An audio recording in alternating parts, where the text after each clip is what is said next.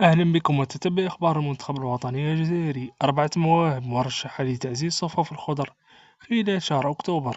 ساهم الناخب الوطني بيتكوفيتش على ضخ دماء جديدة في صفوف المنتخب الجزائري خلال الفترة المقبلة لتعزيز قوة المنتخب الجزائري.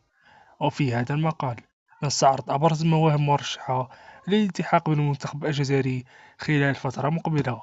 أولا رفيق بالغالي، صاحب 23 عاما، لاعب نادي هيلاس فيرونا إيطالي. مهدي دورفال، صاحب 24 سنة، مدافع نادي باري إيطالي. ياسين تيتراوي، صاحب 22 سنة، شارلوروا البلجيكي. إلياس بنقارة، صاحب 18 سنة، مدافع نادي دورتموند.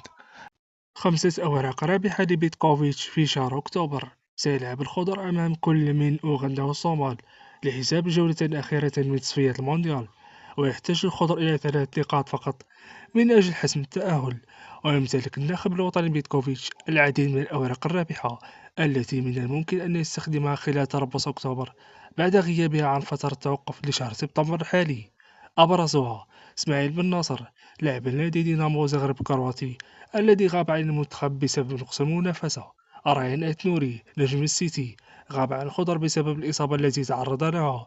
آدم زرقان، لاعب نادي يونيون سانت جيرواز، غاب عن الفترة السابقة. حماد عبد الله، لاعب نادي أونجي الفرنسي، غاب عن المنتخب الجزائري.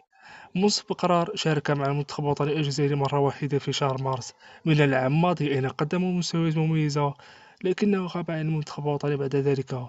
إلا أن التحاقه بنادي دينامو زغرب وعودته إلى أوروبا قد يفتح له الباب مجددا للعودة إلى الخضر.